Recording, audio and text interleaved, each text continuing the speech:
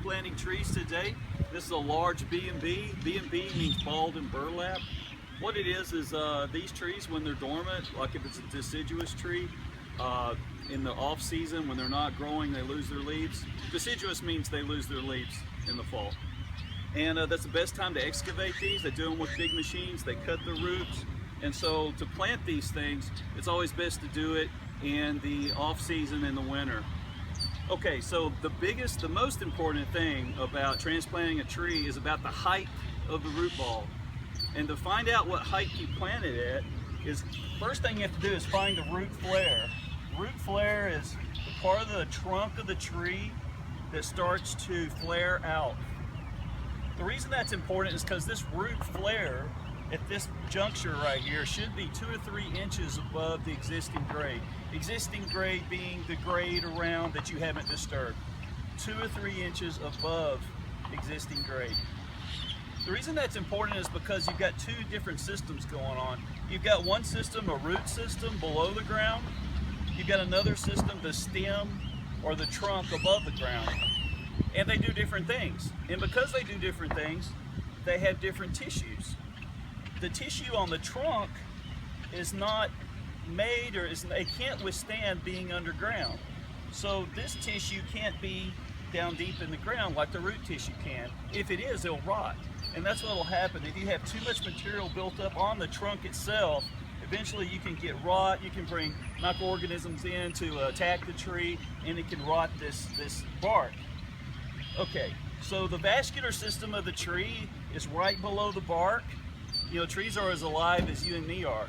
And their vascular system is along the outside of the bark that comes up. So you've got to be really careful not to damage this, because you can cut off some of its circulation system. So that's that, and that's where the electrical wires, there's 2, and it goes back to the controller. Okay, so when it's activated, the piston in the solenoid lifts, and then this water can escape out the exit orifice, and then there's less pressure on top of the diaphragm than below, and so then it moves up, and then the water can go through. Okay, pretty much that's it, and that's really all you need to know, is that there's a chamber above the diaphragm, the rubber diaphragm. It's a flap, and when it floods and full, it closes, and then when it's empty, it comes up because the pressure below is stronger, and then water flows through. That's all you gotta know, really. The rest of it, there's calibrations, the orifices, The reason it can do that is because the surface area above, you say, well, how can it do that? Well, the surface area above the diaphragm is larger than the surface area of the chamber, so that it's easier to construct a higher pressure above it than below it. Okay, but anyway, it's a cool design and invented years and years ago, and it's something, you know, that allows us to do these things. You know, otherwise it'd be very difficult. You know, and you know, irrigation. Y'all know how long irrigation's been around? It's only been around. Any ideas?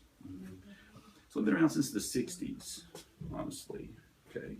So it's fairly new innovation as well. I mean, really. I mean, it was pretty primitive back then, you know. It's really come a long way since then, you know.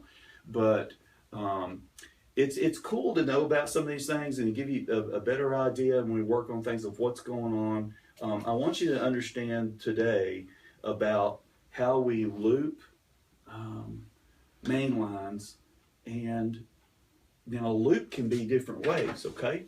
Right? Of course, a loop can be like this, like you're thinking about, but also a loop could be like that, right? Okay, this is the exit over here, and this is where it's coming in. This can also be a loop, right? Okay, so, and then you're tied to another main line over like this. And this is pretty much what we're doing with the campus. Some of the areas we have a 4-inch main. Okay, so we're talking about Phytophthora today, and welcome class 611 again. And these are evergreen boxwoods, and it's a good idea of how Phytophthora affects plants. Look at the catastrophic wilting. So Johnny's going to get a little bit closer for you. This happened over the last few weeks, and you got catastrophic wilting that's just started. And because of where these are planted, it's quite common to get Phytophthora on these. you can look at the small island where these are planted, and we know for a fact there's no drainage underneath here. We had a contractor put this in about 5 years ago. So what we're going to do is we're going to pull these plants out, and we're going to look at the roots and let you see what's going on below the ground. Remember, the way it looks above ground is a reflection of what's going on below the ground. Okay? So Jake, you want to go ahead and pull this out and let's take a look at it?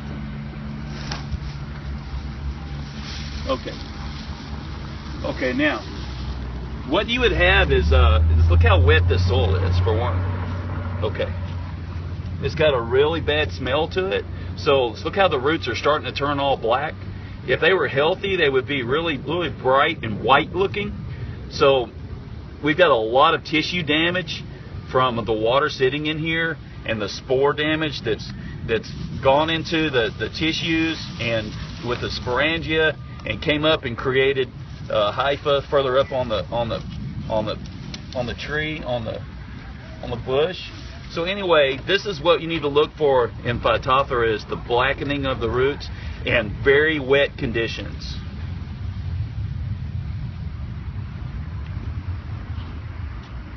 Keep going.